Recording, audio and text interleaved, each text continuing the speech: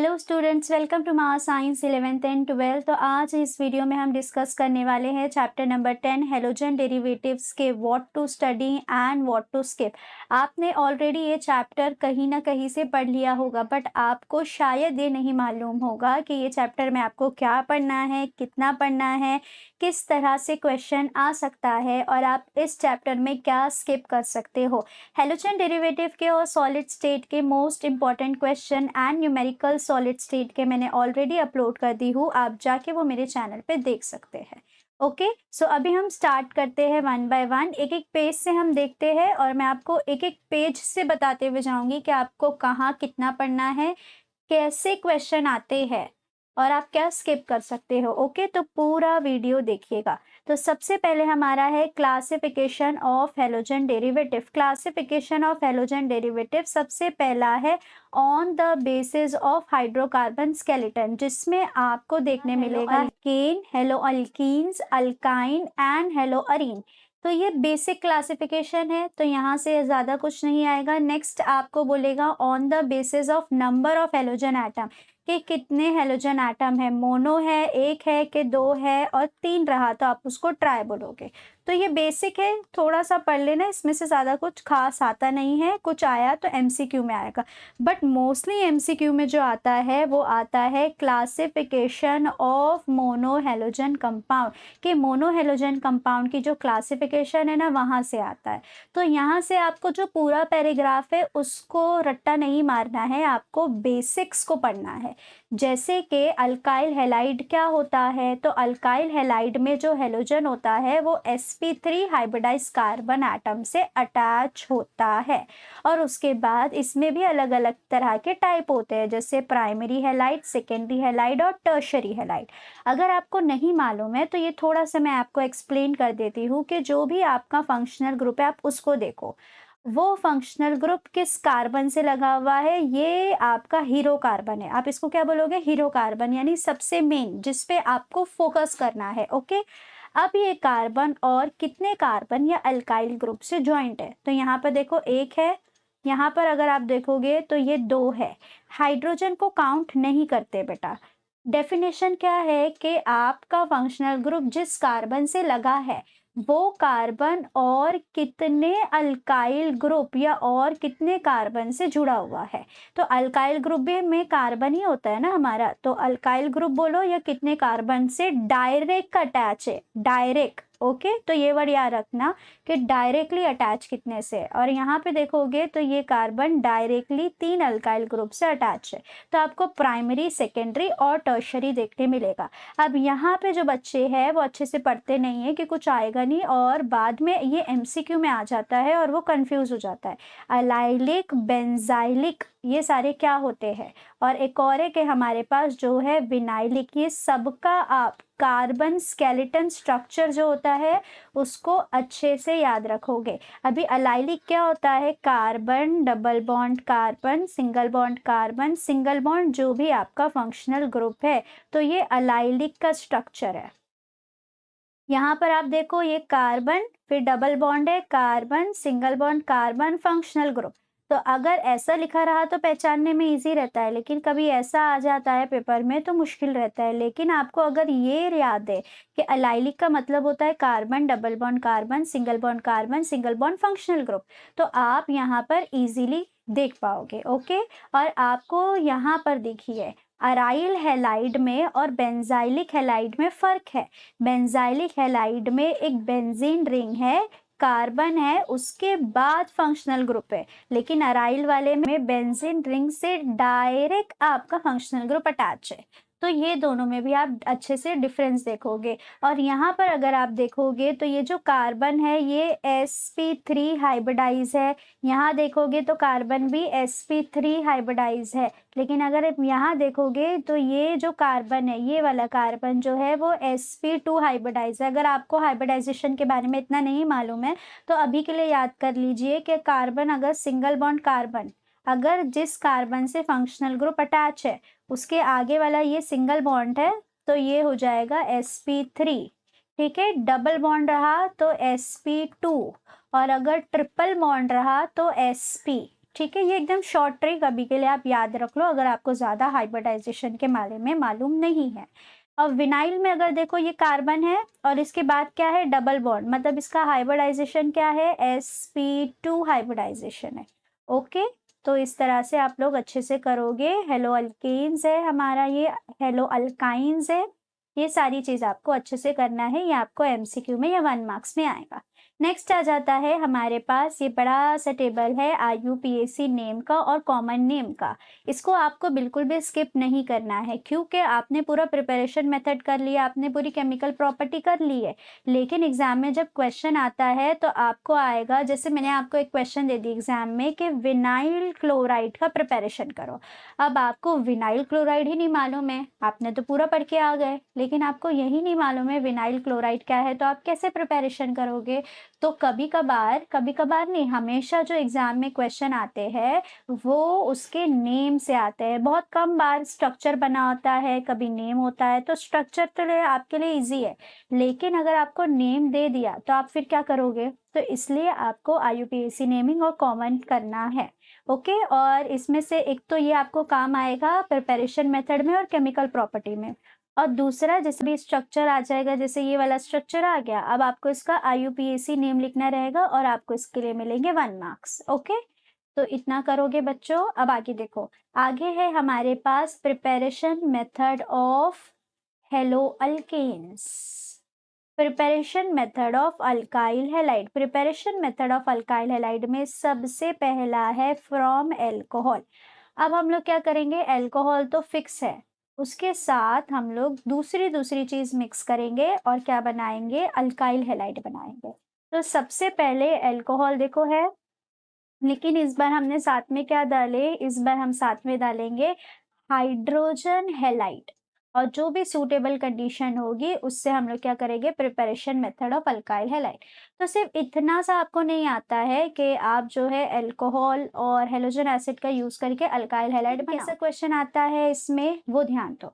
सबसे पहले आपको अल्कोहल देगा, आपको हाइड्रोजन हैलाइड दे देगा। ओके, आपको बोलेगा ये ए बनाओ, तो आपने बनाया अल्काइल हैलाइड। अब इसके अंदर आप KCN डालो या कोई भी दूसरी चीज बोलेगा और आपका बनेगा बी, यानी आपने जो प्रिपरेशन मेथड पढ़े हो और जो केमिकल प्रॉपर्टी पढ़े हो वो दोनों को मिला के एक क्वेश्चन आता है। ओके, तो ये डायरेक्टली इतना शॉर्ट नहीं आता है, लेकिन दोनों को मिला के एक आता है। तो पहला ए जो आपका बनेगा वो आपका प्रिपरेशन मेथड से बनेगा, और बी अगर आप कैसे बना पाओगे, अगर आपने केमिकल प्रॉपर्टीज पढ़े होगे तो आप बना पाओगे। ओके, तो आपको ये वाला करना है बाय यूजिंग हेलोजन एसिड और हाइड्रोजन हैलाइड के साथ phosphorus halide. Okay, try halide और पेंटा हैलाइड, तो इससे अभी तक कुछ आया नहीं है तो आप ये स्किप कर सकते हो। थर्ड है आपका बाय यूजिंग थायोनाइल क्लोराइड, मतलब आपका अल्कोहल फिक्स है, साथ में क्या है हमारा थायोनिल क्लोराइड है, और आपको क्या बनाना है, अल्काइल हैलाइड बनाना है। अभी तक अगर आप देख रहे होगे तो हम अल्काइल हैलाइड ही बना रहे हैं। ओके, तो ये वाला जो है वो हमारा इम्पॉर्टेंट है, ये एग्जाम में आता है। हमने अब सबसे पहले देखे फ्रॉम एल्कोहल, अब दूसरा हम लोग देख रहे हैं फ्रॉम हाइड्रोकार्बन। तो हाइड्रोकार्बन में अगर आप देखोगे तो हाइड्रोकार्बन से जब आप प्रिपरेशन करते हो तो आपको दो चीज दिखाई देगी, एक मार्कोनिकॉव रूल और दूसरा परऑक्साइड इफेक्ट जो होता है एंटी मार्कोनिकॉव रूल। ओके, तो आपको ये रूल मालूम होना चाहिए कि ये रूल होता क्या है और इसका एंटी रूल क्या होता है। इसलिए आपको वही रूल को अप्लाई करके क्या करना होता है, प्रोडक्ट बनाना होता है। तो ये प्रॉब्लम नंबर 10.1 है, ये आप इसको सॉल्व करो। नेक्स्ट है हमारा हेलोजन एक्सचेंज। हेलोजन एक्सचेंज में आपको दो रिएक्शन देखने के लिए मिलेगा बेटा, ठीक है।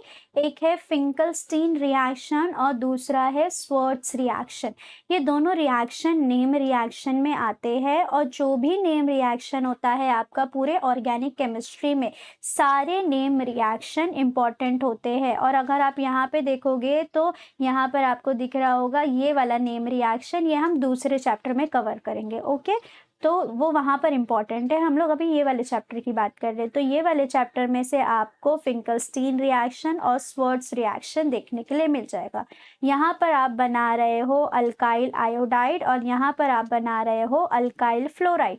आपको मैं एक वीडियो अपलोड करूँगी चैनल पे, जिसपे मैं सारे नेम रिएक्शन ईजी ट्रिक के साथ बता दूंगी, क्योंकि आप जब पेपर में इतने सारे नेम रिएक्शन पढ़ के जाओगे तो कंफ्यूज हो जाओगे कि अब फिंकलस्टीन रिएक्शन कौन सा था, याद ही नहीं आ रहा है, सिर्फ नाम दिया हुआ है। तो कैसे आप नाम से रिएक्शन को याद कर सकते हो वो मैं आपको सिखाऊंगी, बट अभी के लिए आप इसको इम्पोर्टेंट मार्क कर दीजिए।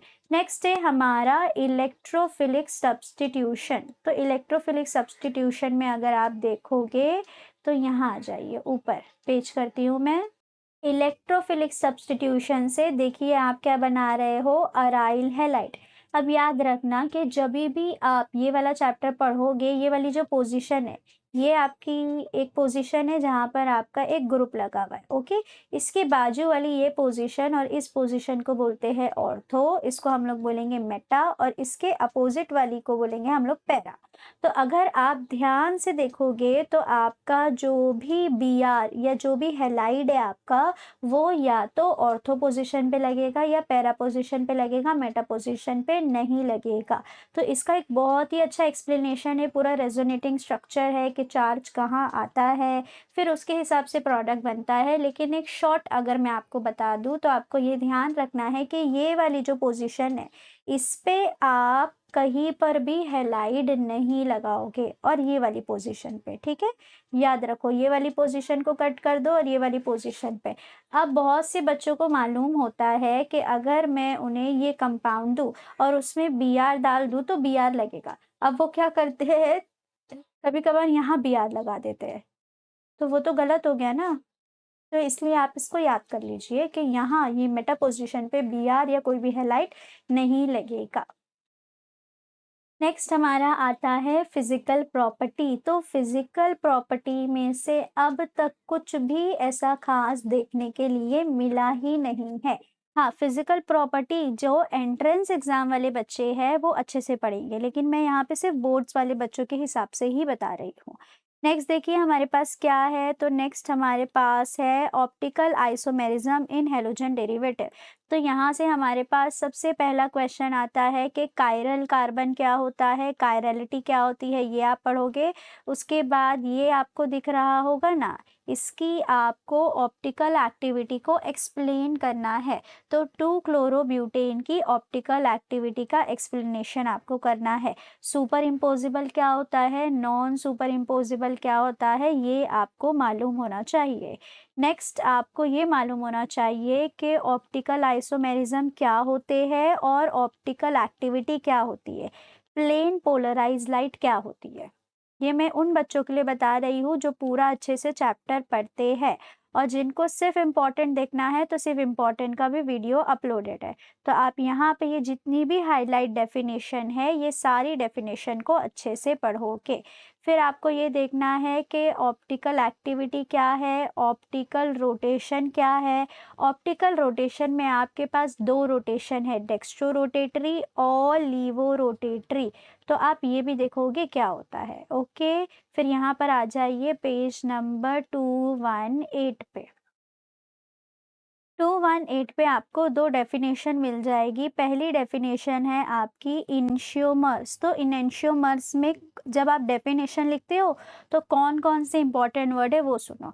The optical isomers which are non super impossible mirror image of each other call enantiomer और इनशियोमॉर्फ और ऑप्टिकल एंटीपोड्स, ये आपकी डेफिनेशन में होना ही चाहिए। यानी ये एक इनैंशियोमर जो होते हैं वो ऑप्टिकल आइसोमर्स होते हैं, और इनैंशियोमर एक दूसरे की non super impossible mirror image होते हैं। तो जब भी डेफिनेशन लिखोगे तो ये दोनों ध्यान से लिखना कि ऑप्टिकल आइसोमर्स है और non super impossible mirror image है।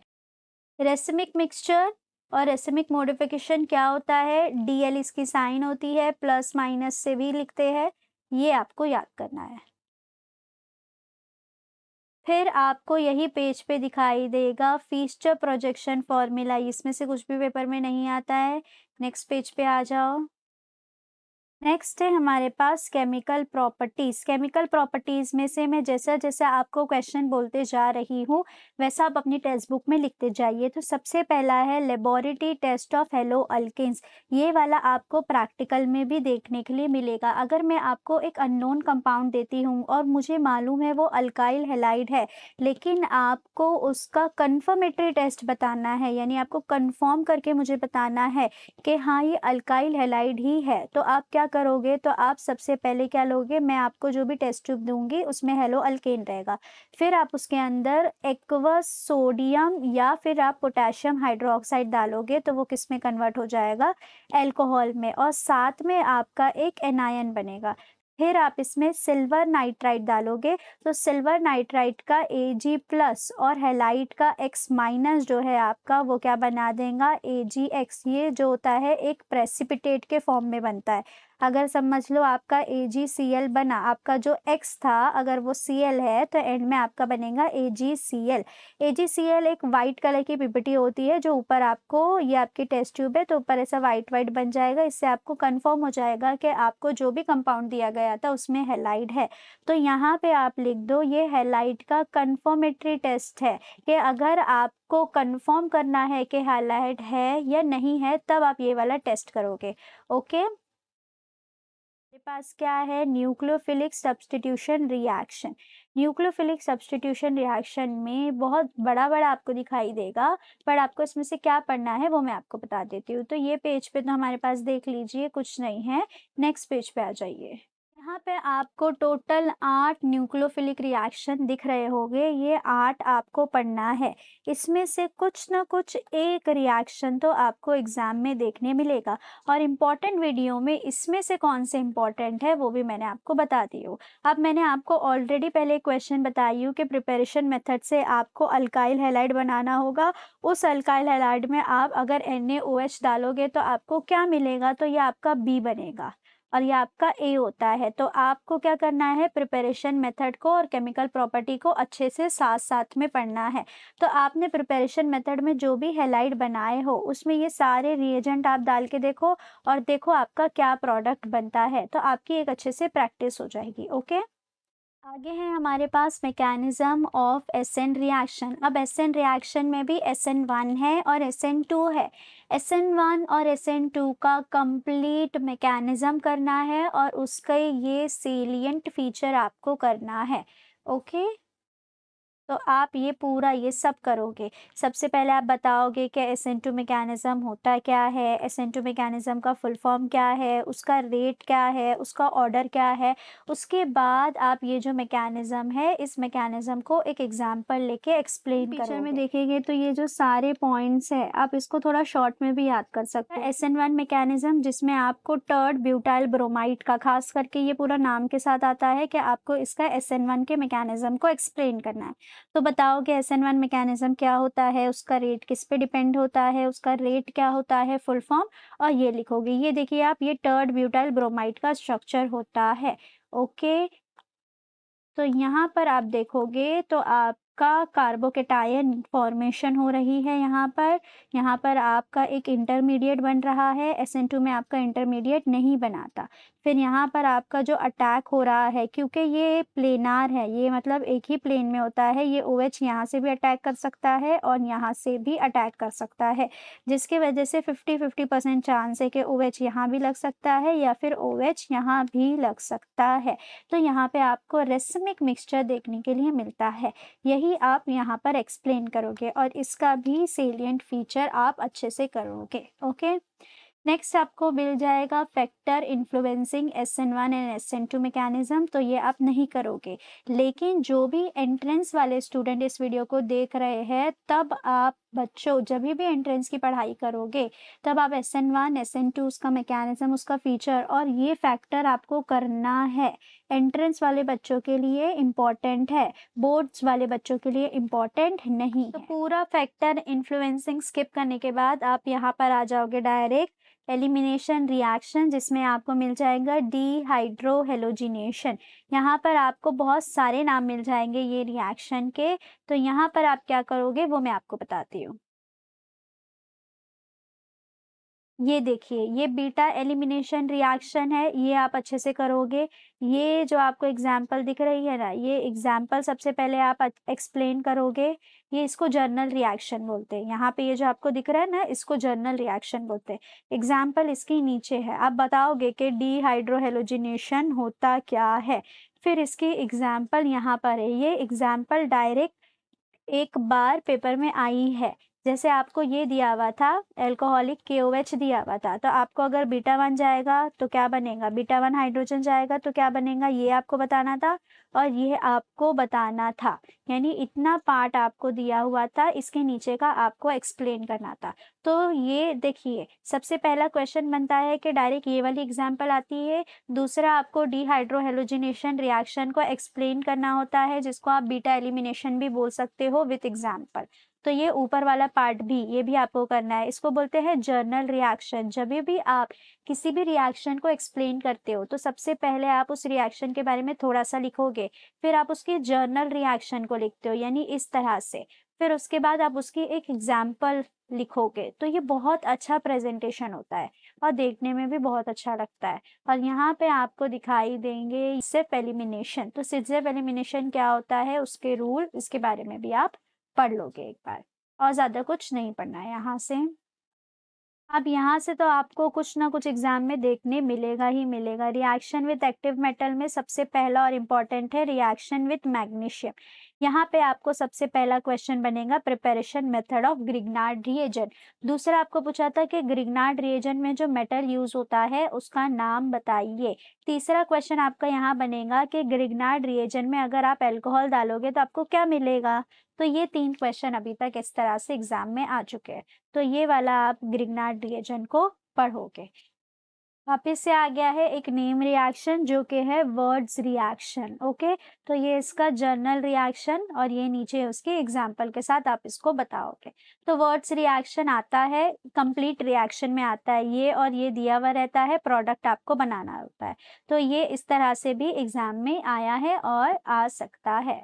ओके, फिर नेक्स्ट है आपका वर्ड्स फिटिग रिएक्शन और फिटिग रिएक्शन होता है। तो ये दोनों भी नेम रिएक्शन में आते हैं। तो अभी तक आपने देखा होगा कि ये टोटल 3, 2, 5, तो आपको 5-6 नेम रिएक्शन इसमें देखने मिले हैं।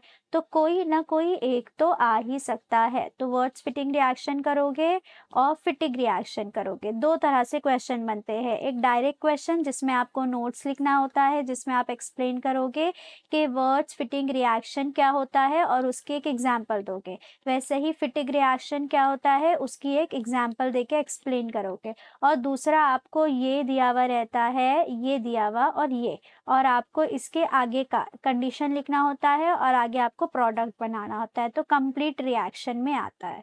ठीक है, ये वाला भी कंप्लीट रिएक्शन में आता है। ये वाला रिएक्शन आप करोगे। ओके, बोर्ड्स वाले बच्चे के क्लोरोबेंजीन से फिनॉल कैसे बनाते हैं। यहाँ से इलेक्ट्रोफिलिक सब्स्टिट्यूशन इन अराइल हैलाइड, जिसमें आपको सबसे पहले मिलेगा हेलोजिनेशन। हेलोजिनेशन का मतलब होता है एडिशन ऑफ हेलोजन। तो आपको देखो कितना इजी है, बेंजीन है, उस पे यहाँ पे क्लोरीन ऑलरेडी लगा हुआ है, 2 क्लोरीन आपको दिया हुआ है, तो एक यहाँ लगेगा, मैंने बताई थी, और एक यहाँ लगेगा। तो एक पैरा पोजिशन पे लगा है और एक ऑर्थो पे लगा हुआ है। पैरा पोजिशन वाला याद रखिए मेजर है और ये वाला आपका माइनर है। तो नाइट्रेशन यानी एडिशन ऑफ NO2 ग्रुप। तो एक NO2 यहाँ ऐड हुआ, एक NO2 यहाँ ऐड होगा। लेकिन नाइट्रेशन के लिए कौन सा रिएजेंट लगता है, ये MCQ में आ सकता है। तो नाइट्रेशन के लिए आपको लगेगा कॉन्सेंट्रेटेड HNO3 और कॉन्सेंट्रेटेड HSO4। ये आपका यहीं से आपका मिलता है NO2 जो यहाँ पर आके अटैच होता है।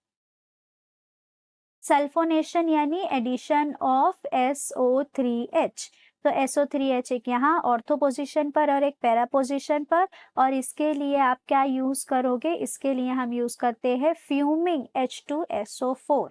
एक और एक नेम रिएक्शन है हमारे पास यहाँ पर, तो आप इसमें देखोगे तो फ्रिडल क्राफ्ट रिएक्शन में एक होता है अल्काइलेशन, जहाँ पर अल्काइल ग्रुप का एडिशन होगा, और एक होता है असाइलेशन जिसमें असाइल ग्रुप का होता है। तो क्या पूछा है वो ध्यान से देखना। यहाँ पर CH3 अल्काइल ग्रुप है, तो ये वाला जो है इसको बोलेंगे फ्रिडल क्राफ्ट अल्काइलेशन। ओके, अब ऊपर देखो यहाँ पर,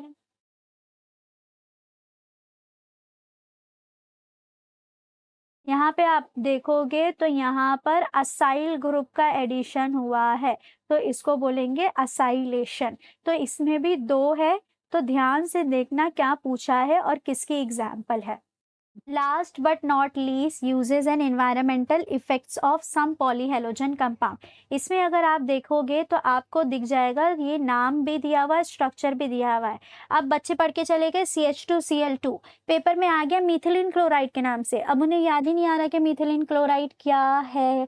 तो इसलिए जो नाम दिया हुआ है तो उसको अच्छे से एक बार देख के जाना कि उसका स्ट्रक्चर भी क्या है और स्ट्रक्चर से नाम भी। इसमें आप करोगे ये पहला वाला, और लास्ट में आपका पेज पे अभी मैं दिखा देती हूँ DDT है। ये दोनों अच्छे से याद करके जाओगे, बाकी आप स्किप कर सकते हो, लेकिन एक बार चाहिए तो पढ़ लेना, कभी कुछ MCQ में आ गया तो। बट इसको इतना बड़े बड़े पैराग्राफ को आपको याद करने की ज़रूरत नहीं है। तो आप ये वाला कर लो, DDT कर लो, या तो फिर आप पहला वाला कर लो। ओके, तो ये दो आप करके जाओ। DDT में भी आपको ये पूरा नहीं याद करना है। DDT में आपको DDT का स्ट्रक्चर याद करना है और इसका नेमिंग याद करना है कि ये इसका फुल फॉर्म क्या है। ओके, बाकी आप एक बार रीड कर लो, कभी कुछ पूछा और आपके पास ऑप्शन में छोड़ने को नहीं रहा तो आप क्या कर सकते हो, ये वाला तो कट ही कर दो, ये तो पढ़ना ही नहीं, इतना कुछ खास है ही नहीं, आया ही नहीं है, ये भी अभी तक एग्जाम में नहीं आया है, ये भी नहीं देखने मिला है एग्ज़ाम में, और ये भी अभी तक देखने के लिए नहीं मिला है। लेकिन यहाँ पर आपको ग्रीन हाउस गैस क्या होती है और लिवर में क्या इफ़ेक्ट होते हैं, रेफ्रिजरेंट में कौन सी गैस यूज़ होती है, वो सब थोड़ा बताया हुआ है। तो थोड़ा-सा बस एक बार रीड कर लेना, अगर नहीं करोगे तो भी चलेगा, लेकिन यहाँ पर आप देखोगे तो मीथिलीन क्लोराइड और DDT वाला आप करके जाओगे। ओके, तो ये आपका चैप्टर यहाँ ख़त्म होता है पेज नंबर 230 पर। आगे आपको दी हुई है सारी एक्सरसाइज। ओके बच्चों, तो आई होप आपके लिए ये चैप्टर हेल्पफुल होगा। आपके लिए ये वीडियो देखना इसलिए ज़रूरी है ताकि आपको पता चले कि आपको हेलोजन डेरिवेटिव में क्या पढ़ना है, कितना पढ़ना है और क्या स्किप करना है। ऐसी ही और चैप्टर्स की वीडियो देखने के लिए मेरे चैनल को कीजिएगा सब्सक्राइब और अपने फ्रेंड्स के साथ भी शेयर कीजिएगा। Happy learning. Thank you.